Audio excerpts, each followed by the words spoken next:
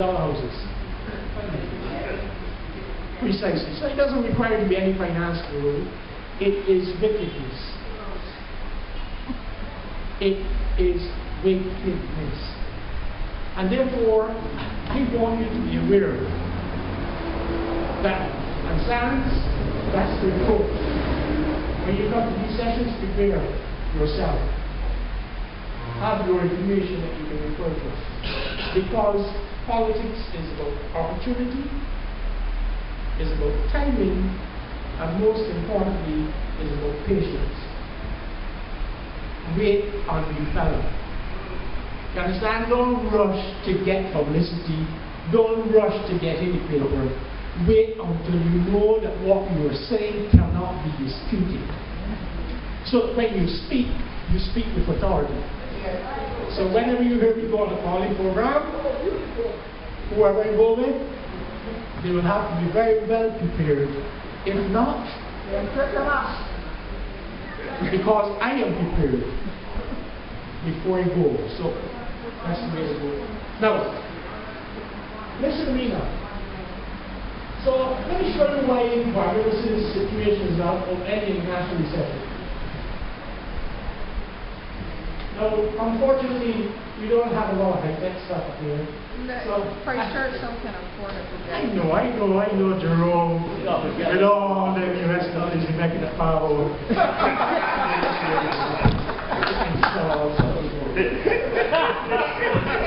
He's my friend. I like him, he's my friend. There's no doubt about that. But he shouldn't be installing a system up here. Now, you see this thing, I know you can't make it out, but you can make out the low and the navy. Right? You can? Right? You can see it? Yeah. Alright. Yes. Now, what's important about this, my friends, is that historically, unemployment in Barbados among males has always been lower than among females. Unemployment in Barbados among males has always been lower than among females. And there's a reason for it. Back in the 60s, a lot of women did not participate in the labor force because they were predominantly housewives and the like. In recent times, they're now going to university en masse. In fact, the student population in university is now 4 women to 1 man. Alright? So, thank God, the females will eventually take over this country. But it has to happen. It can't be stopped. They're the ones who are training themselves. They're the ones who are in the positions to have the knowledge. So it's just a matter of time. Now, what we're witnessing since 2009 first quarter, which is very unusual, is that the unemployment rate among males in Barbados is now consistently higher than among females.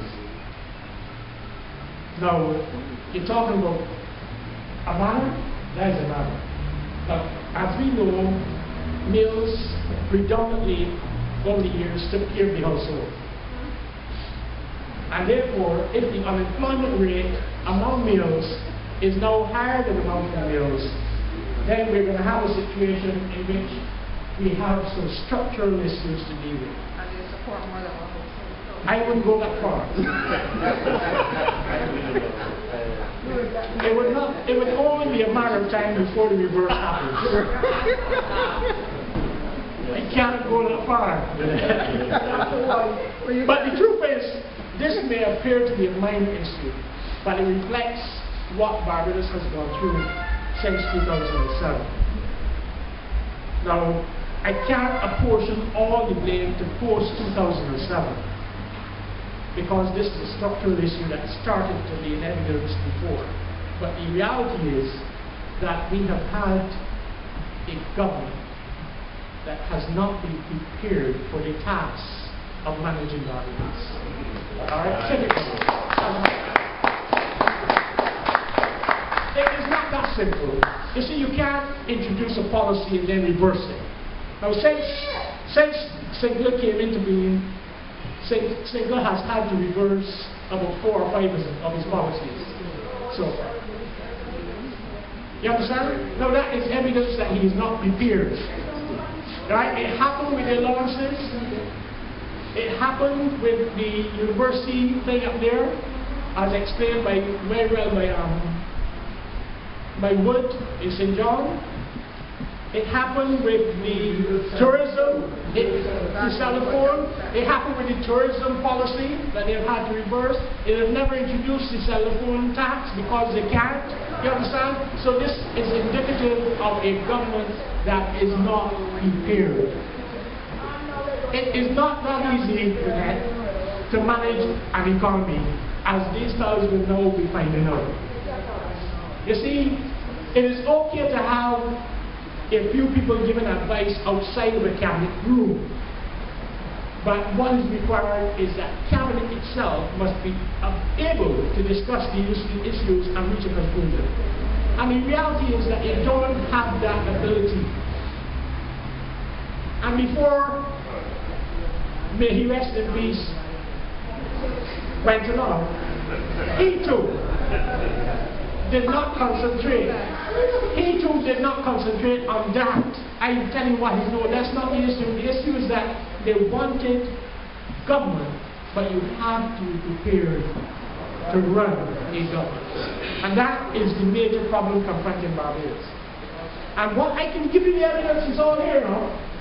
When we warned them that in 2008 that you cannot introduce heavy taxation during a recession and will pull the economy back, we were told all kinds of things. But would you believe, the evidence of it is this: when Barbadians have money, they spend it as they should. Save something for a rainy day.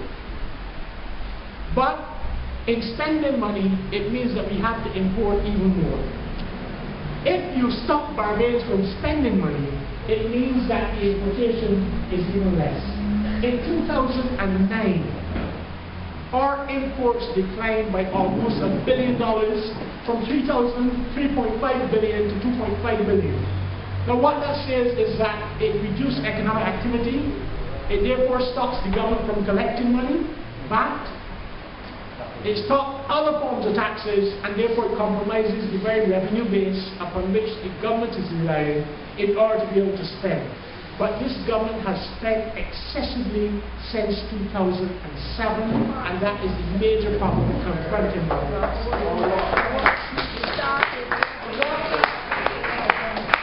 So there's the thing. We've got a fellow up here, there's the Minister of Public Works. You got a road there? Huh? You're not serious? Has a road been built? What are we doing? Now, can you think of another administration in Barbados that would have been in power for 3 years and not one new road? In spite of the $500 billion in deficit, do we have a building to show for it? The NAS buildings that went up in Warrens, NAS buildings with NAS money. But can you show me any capital works program for the excessive spending that the government has employed since 2007? Can you show me? Yes. So where's your money? Well, a very good question. I know we've got a fellow no trying to get that some. Now, again, you can't see this. We can get protected. But all of this information is available on the central bank website. Now let me show you something. The United States economy has come out of recession 2 years ago. It has not been growing strongly, it has not been robustly growing, but it has come out of recession, is now creating jobs. And they can't stop Obama. They can't stop Obama. It's a gift from God. It's a gift from God. But yes, so we received more tourists from the United States in January. This is the boast of the government, not me. The UK economy is in recession. listen to me carefully, the UK economy is in recession. But yet still, arrivals in January from the UK grew by 10%. Good. The Canadian economy never went into recession. But arrivals from Canada declined. So, the point I'm trying to make, if the recession is the issue, why would arrivals from the UK grow by 10%, but Canadian arrivals decline when it is growing?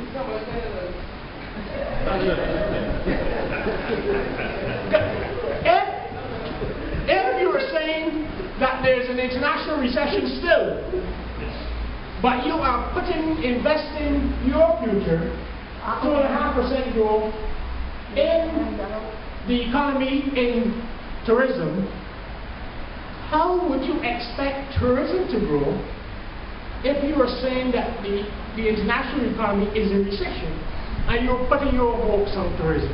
Does it make sense to you? Now, I may be making this thing seem simple or in some ways comical. But this becomes the issue for us as a partner. It is the public relations here. If you can come and tell Barbadians that what we are currently confronting has nothing to do with anything local and all to do with everything external, and you win the PR job, you've won the fight. Yes. So the thing is, you see a fellow like, I don't call the names at all. What do we mean? Like Henry? Martin Hardy. How are Hardy not so important though in the politics of our business? Not even a seat, but we have to do our brains.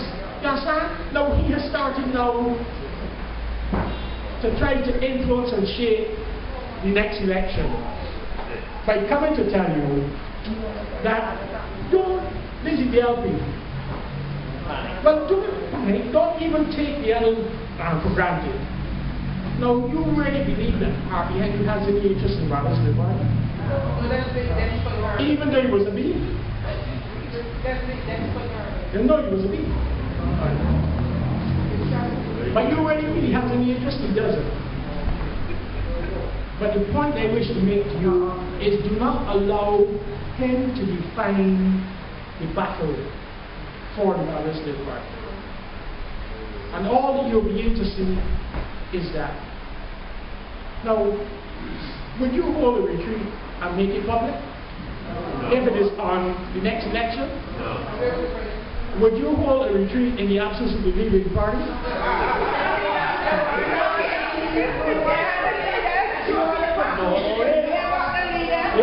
No way. But would you, if you were Prime Minister and a man said in public that you were not the chosen one, that you should be Sinclair, would you keep him to govern you? No, I ask you some serious questions. If you were Prime Minister, taking over from the late, who this individual idealized? Because listen, you all don't think you're playing very carefully, very carefully.